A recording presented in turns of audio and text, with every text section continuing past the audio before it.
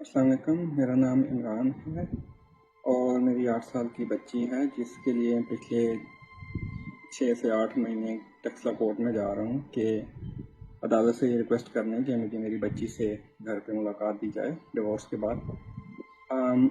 لیکن وہ ابھی تک اس کا کوئی فیصلہ نہیں ہوا اور کورٹ انسسٹنٹ ہے کہ میں بچی سے کورٹ کی پریمیسز میں ہی مل پاؤں 3 گھنٹے کے لیے بغیر کسی وجہ کے. یہاں پہ میں یہ بات بتاتا چلوں کہ میں تقریباً 3 سال سے بغیر کسی کورٹ آرڈر کے بچی کی مینٹیننس پے کر رہا ہوں اسکول فیس کے علاوہ.